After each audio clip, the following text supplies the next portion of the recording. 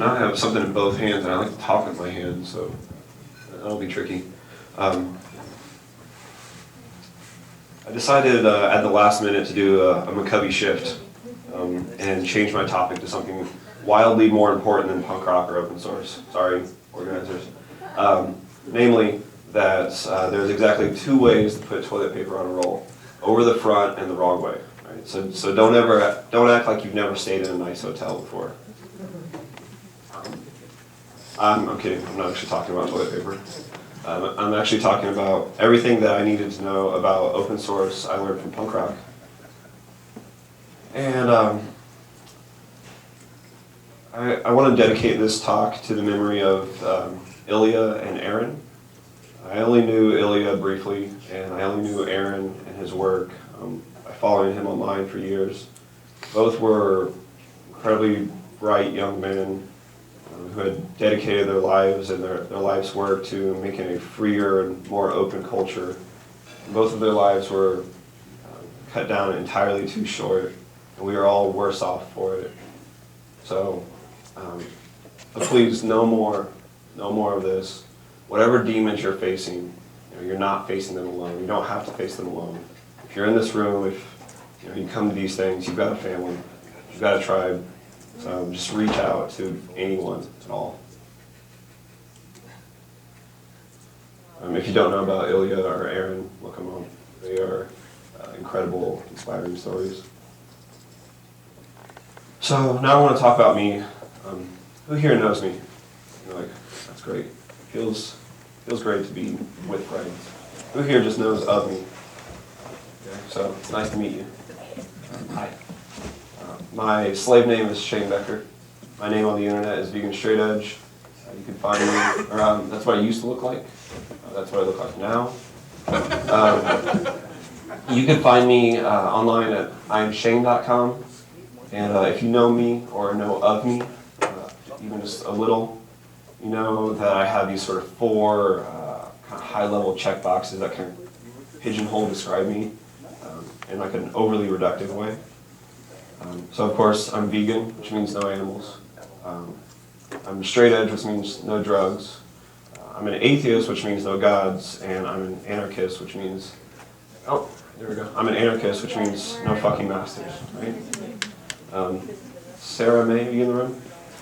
Okay. So we'll talk about anarchism more later. So this is the joke that Sarah should have made. How many anarchists does it take to change a light bulb? Okay, so for those of you who didn't see it, none. It can't be changed unless it's smashed. All right. So I live at, like Kobe said, at the farmhouse in the neighborhood called Hollywood, in the city called Los Angeles, which that's its long, full, proper name. It has a big name to match the bigness of the city, and all that white stuff falling from the sky outside is one of the top reasons why I live there. That's actually how big LA is. You could fit 8 other US cities inside of its surface area. I live in the Minneapolis of LA, so keep that in mind. Keep that in mind next time you ask me for an airport pickup.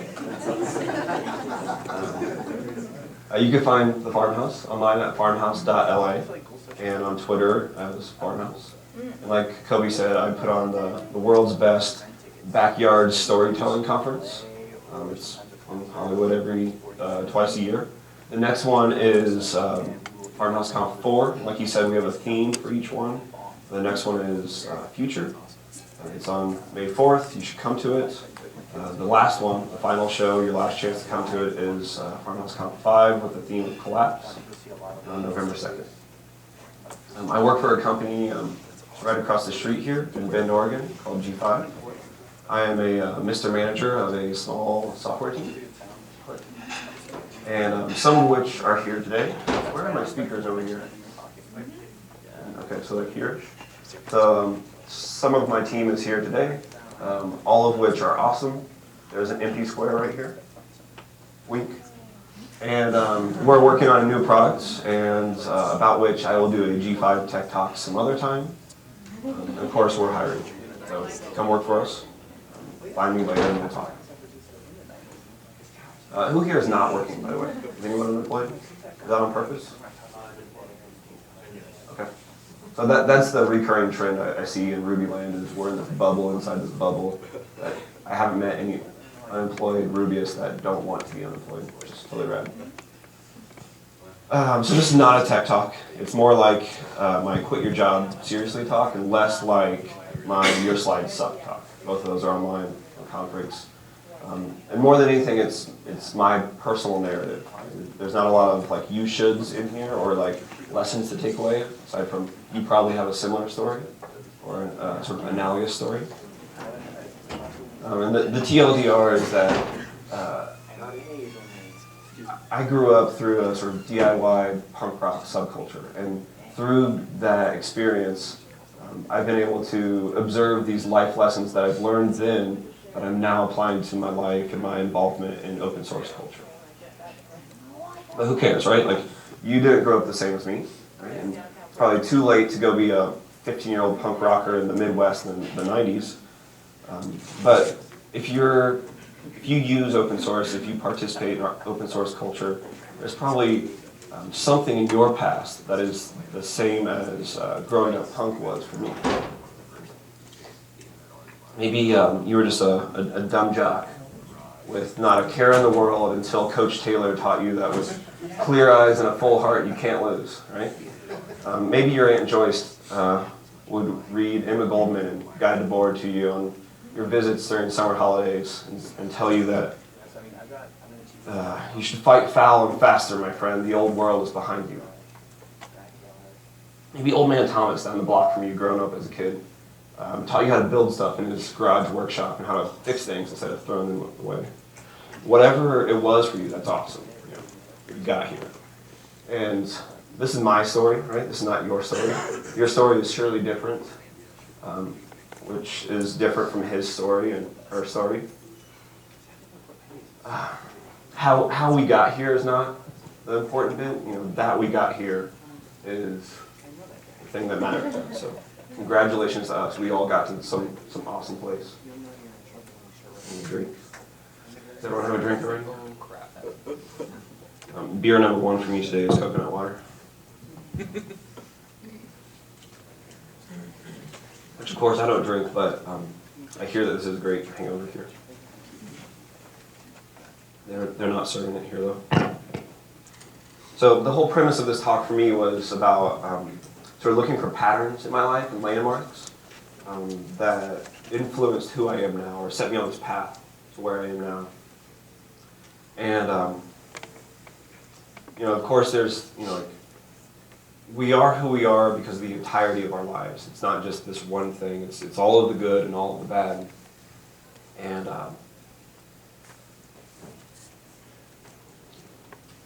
so I've compiled a list of examples or things that were important in my life that taught me life lessons that I think are important and true, but that also taught me terrible atrocity and just hatred. Things that I would have to unlearn and resist later. So, for example, my dad, he taught me about science fiction, which is totally awesome, and comic books, and baseball. And he got me my first computer, Commodore 64C. But he also taught me about alcoholism, and anger and abuse, reverse those. And he taught me how to be a terrible parent.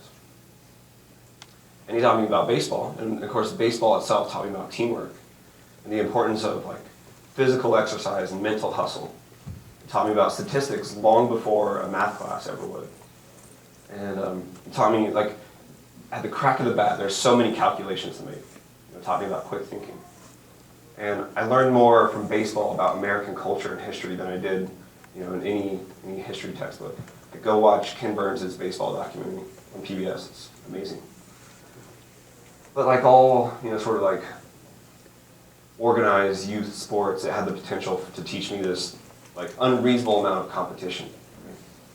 And I had this short temper. I would go from 0 to Hulk smash in no time flat. A bad call, it just sent me off. And so it taught me aggression, taught me temper, taught me this competition where the kids on the other team weren't just kids I was playing in the game, they were the enemy. Right? I was taught to hate them. And winning was everything. Losing was the end of the world. Right? So those aren't great life lessons. I read a lot of X-Men. I read a lot of X-Men and Spider-Man, way more than any like quote-unquote books, right, when I was a kid. And these comics taught me about like an ethical framework, about having like a code that you live your life by. It taught me about honor and loyalty. And Spider-Man never gives up, like, even against all odds, and he always has terrible odds. He just never gives up. And the X-Men, especially the 70s sort of reboot of it, was the most multicultural book, like the most multicultural thing in my life. I lived in a pretty, like this room, like a pretty like white bread world, right? Like I lived in like the Midwest, and like there were a few black kids on a baseball team, but I'd never seen anyone different than me, really. So the X-Men showed me like different humans and mutants. But of course, like Peter Parker has this horrible guilt complex because he let the crook that killed Uncle Ben go, and I've sort of absorbed a fair bit of that guilt complex. And no one really dies in comic books, and I think growing up with that has skewed my relationship to death in real life. And like just this sort of like fetishization of things, collecting comic books. And I became this hyper consumer. I had to have every issue of every title I read, titles I didn't read because I'd speculated that they'd be valuable. And I went to Catholic school, and you can imagine the baggage from that, but it also taught me surprisingly like really good math. Like I left Catholic school and went to public school in junior high, and I was like a couple years ahead of everyone. I never knew that we were sort of accelerated. Really good phonics. Like I care about the difference between further and farther and fewer and less because of Catholic school phonics classes. And taught me the ease and efficiency of having a uniform, that you wear the same thing every day. But as you can imagine, Catholic school taught me a lot more guilt and sexual repression and homophobia and sort of further enculturated expected gender roles. And then we moved to the suburbs, and the suburbs actually showed me real safety. And with that safety, I could like explore my little sliver of the world. And with that exploration, we started playing night games. And nothing is more funner than like flashlight tag or like capture the flag at night. We're just running through the neighborhood in people's backyards and jumping over fences. I think that was really formative for me. But of course, the suburbs, like I knew where everyone's bathroom was in a 6-block radius because we all had the same floor plan. And when I was a paper boy and it was cold and people invited me in to like write their check, I knew where all the shit was because it was the same house as mine. And I saw for the first time this significant, I grew up in Indianapolis, sort of working poor, working class, and everyone around me was too. And I moved to the suburbs, and people suddenly had $1 million homes, and they were also like, we were a townie, right? And like, so I first saw this huge class divide between the really rich and the really poor. And with that homogeny, I just saw my peers like turn to drugs and daydreams, just yearning to get out of this place. And that boredom and that yearning and depression led me to experience for the first time like suicide in my life. I mean, not mine, but like there were 2 in 1 week in high school. Later in high school, I met this man named David Krumbacher. He worked at Eli Lilly, this huge pharmaceutical corporation, and he showed me for the first time. Who remembers SGI? Right. So he showed me it was Silicon Graphics. They were high-end Unix workstations. It cost $20,000 to sit on your desk, but you could do things that we can now do on our phones, of course. But I saw like a real computer for the first time, workhorse. And technically it was Eric's, Sun's flavor of Unix, but I saw the command line. I saw like CD and LS. And he showed me 3D modeling. His job was to like model molecules for drugs using alias wavefront. And in that moment, I decided I wanted to go work for Pixar. I mean, I didn't, of course, but it was a significant moment. And more important than anything else he did, he showed me the web. It was Mosaic 1 or 2. There were hundreds of websites, hundreds of servers. Most of them were like text documents, not terribly interesting, but I did see the NASA site of the before and after the Hubble telescope got fixed. And looking back, it was kind of like that Jobs demo that he saw at Geoff Park. I saw a bunch of things, And it wasn't until later that I realized the significance of most of them. Like that night I walked away, oh my God, 3D modeling. And of course I wouldn't fall through on that. But of course, I only saw those things in the context of this multinational corporation. Right? And I was in the business of like big pharmaceutical bullshit. And he worked in this massive sea of cubicles. And I knew, even then, I knew that wasn't for me. So, it's like I learned all these things that, like I said, I think are good and important. I also learned like all this bullshit.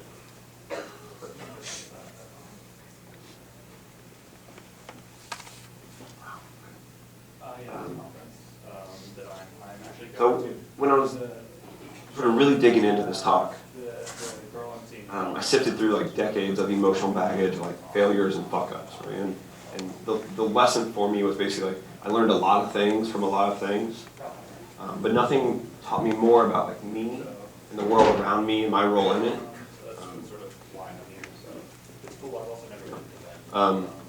Than when I discovered the otherwise secret to me world of punk rock.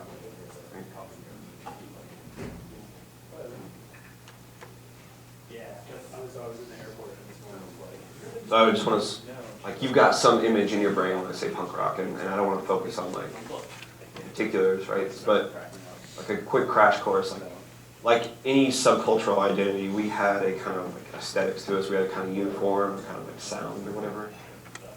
But it wasn't about that. So whatever you're thinking about how I looked when I was 15, it doesn't matter. That's not the point. And of course there were musics, right? I think a lot of music could be and is punk rock, right? Some has the sort of expected aesthetics, have you heard of? Come on. Of like the soundtrack to punk rock. So some bands, some music just sort of fits more like the ethos of punk rock. And to me, that's still punk. Yeah. So last time I remember sophomore year of high school, I got that first mixtape, the actual full tapes, whippersnappers. I got it from Nate Duke, who got a copy of it from David Borders, who got a copy of it from Sean Henson in band class. And after like generations of like magnetic analog degradation, I heard bands for the first time like Green Day and The Offspring and Rancid and Operation Ivy and Inside Out and Gorilla Biscuits. Anyway, I need to get back to the pop stuff. So the things that made that music sort of like terrible to muggles made it amazing to us, right? Like this was something like kids that didn't fit in. We had something that was ours. Like there was like rough vocals and it was loud and there was like simple song structures and that didn't appeal to like the rest of the world, but it appealed to us. And the message was clear. It was loud and clear. You can make this kind of music. Right? You can do this. My friends and I did, and we formed bands and made our own soundtrack. And I would experience that feeling again the first time I heard about Linux. I wouldn't ever actually like really be like a sort of hardcore like Linux desktop user, but when I learned about like this idea of open source and that you can like change your operating system, like you can do whatever you want to your computer, I was like, oh my God, I could do this. I'm allowed to do this. I have this sort of freedom to do this. In the same way that first mixtape did, like you can make this music. And those last two bands, Inside Out and Gorilla Biscuits, they're significant because they exposed me to this world of hardcore, sort of like hardcore punk rock, which is sort of louder, faster, shorter.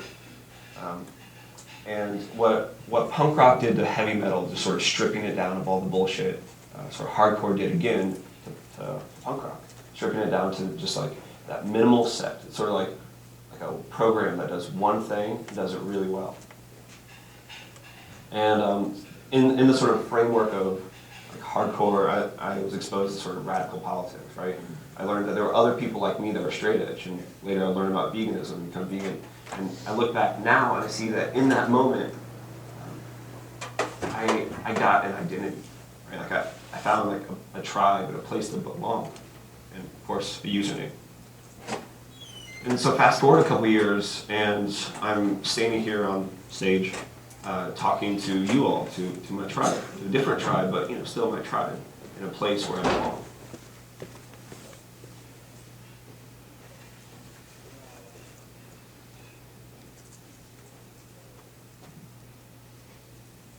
So like peak oil and the collapse of every empire that's ever existed, you can't really know that moment that history is happening in until it's in the rearview mirror.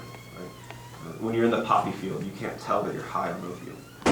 And the stuff that was happening to me then, I couldn't notice that was happening. I didn't know the significant moments, but I could see them now. I've always been a bit of a black sheep, right? So I used to be the sort of token nerd in just like a sea of the punks. And now I'm sort of like the token punk kid in like a gaggle of nerds. When I moved up to Seattle and fell into Seattle RB, I found a new tribe and my role sort of reversed.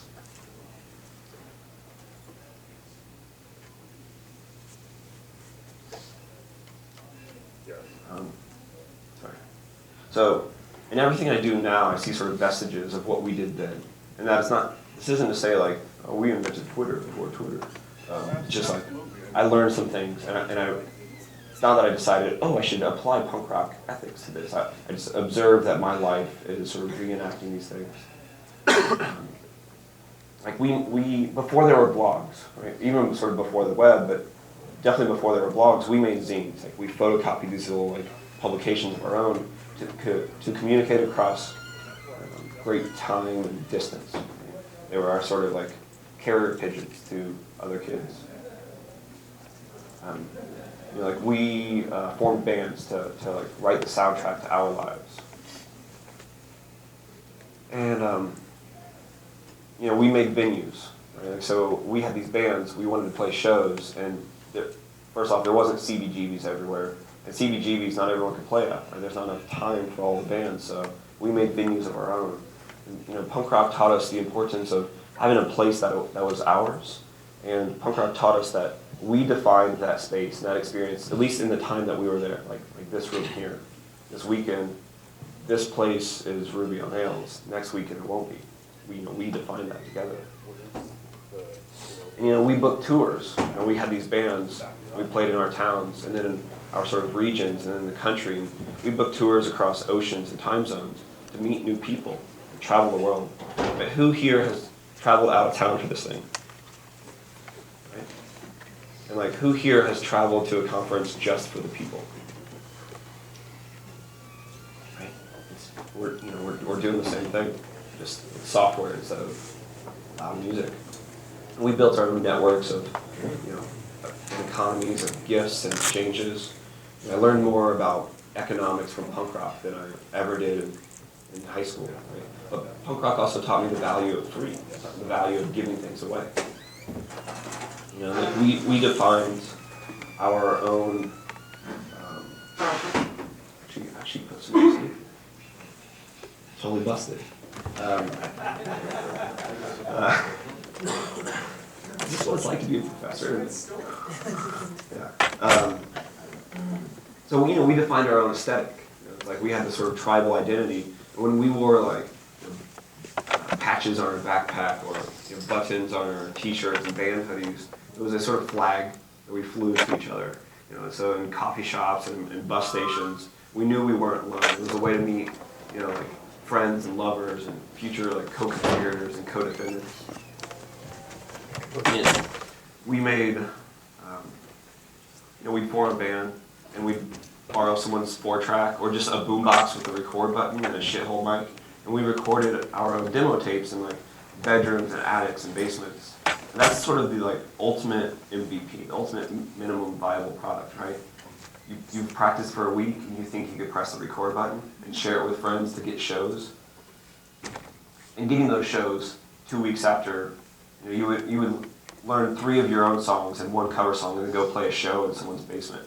That's iterating in the wild, like getting real feedback.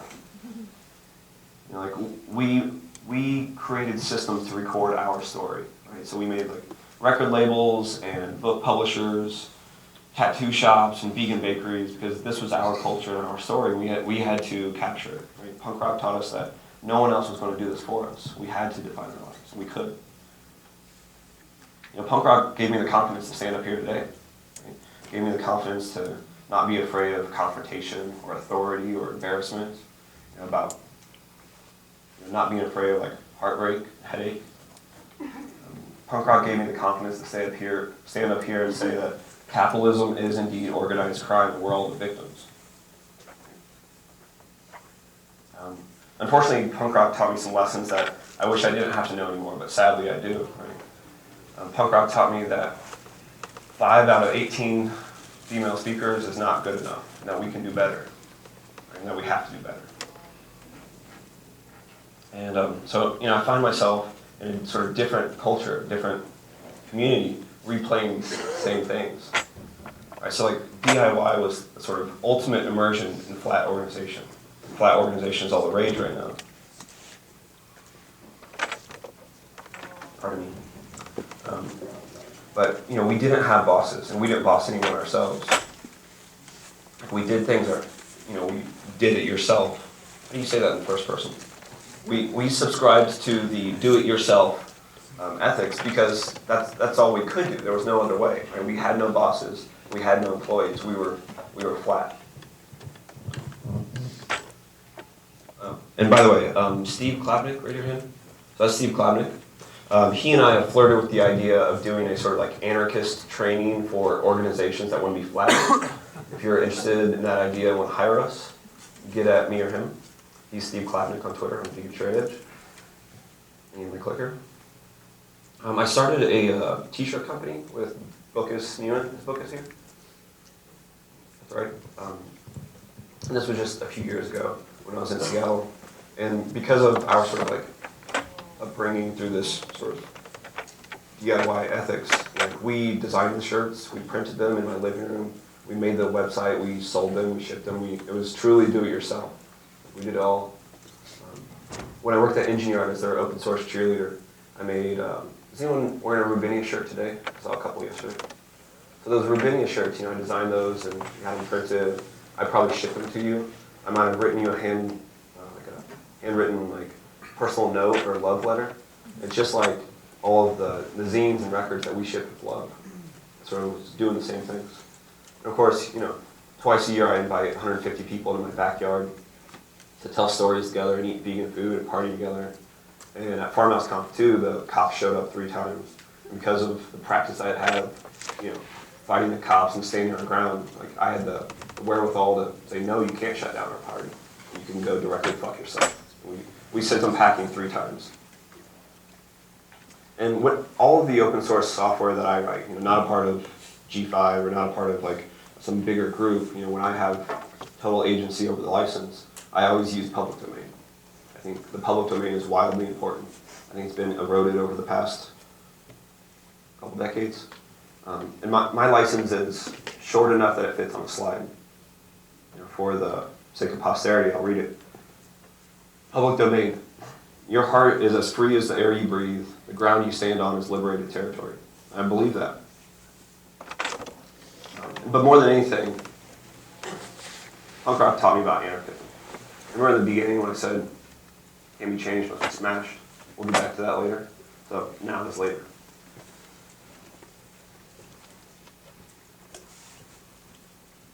So, punk rock taught us that there were no bosses, there were no gods, there were no masters, that authority only has power when you give it to them. And we didn't ask for forgiveness or permission. We built everything ourselves, and what we couldn't build ourselves, we stole and scammed. And of course, there's lots of flavors of anarchist or anarchism. There's red anarchist and green anarchist and pink anarchist. And there's anarcho-syndicalists. Do we have any anarcho-syndicalists in the room? Some days. Some days, okay. Classic. He also likes communists. I hate the fuckers. But not for the reason that America hates communists. They always stab us anarchists in the fucking back. And there's insurrectionist anarchists whose whole sort of analysis of the world is attack! ! But I would say that I am an anarchist without adjectives. When we're organizing in the factories, I'm a syndicalist. When we're defending forests, I'm a green anarchist. When we're fighting for gender equality, I'm a pink anarchist. I simply believe that no one knows how to live your life better than you. And that's sort of bumper stickery, but that's the sort of core of it. Right? We've all broken laws, knowingly, consciously. I don't mean oops, I didn't know I couldn't, whatever, in this state. We've all, who's driven faster than the speed limit on purpose? right? So you've chosen to break the law. You've admitted to yourself that I know better than the man on how fast I can drive. Right? So if one law is questionable, what about just the whole idea of laws? Right? Like we've all used our cell phones in movie theaters and on airplanes. Right?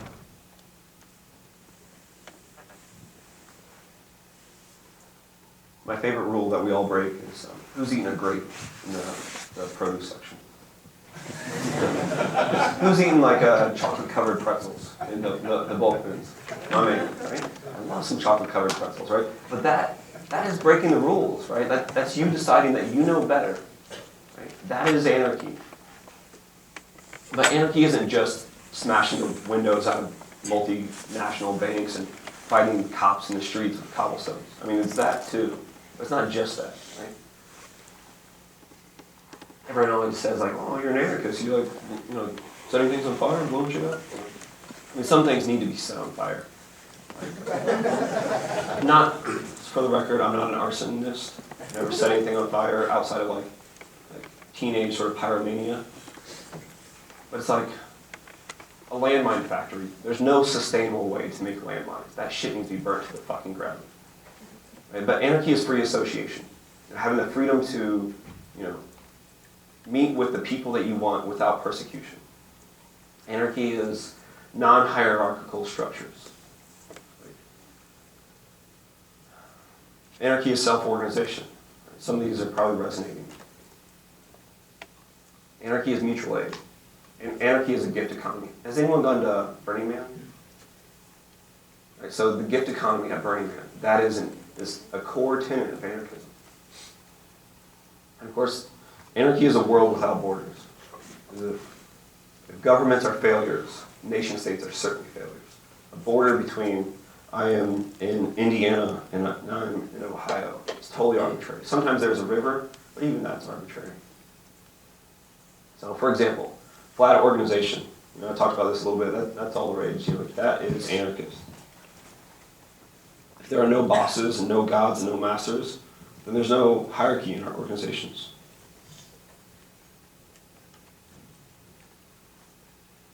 Talking is hard. The web itself is anarchy, right? The web routes around censorship. The web dissolves every closed empire. There's no one on the web telling you that you can't do whatever the fuck you want on the web. And networks themselves are non-hierarchical. Right? There's no top. There's no center. Networks are sort of intrinsic to everything we do. Free association, I think we embody that action or that idea in a particular action almost every day in our lives. When we fork the code base. Right? If you decide you don't like the direction of a code base or you don't like the people, the door's right there. But the fork enables you to do that without the sort of social lock-in. The fork is not a four-letter word anymore, but the fork is also this sort of enabler of free association. I think open source itself is anarchy. Right? So when we write poetry, we are poets. When we sail boats, we are sailors. When we riot in the streets, we are rioters. And when we participate in anarchy, we are anarchists. Regardless of whatever we think our politics are, everyone who participates in, uses, or writes, or contributes to open source is an anarchist. At least in those moments, they are an anarchist. So, of course, punk rock is just made of the people, right?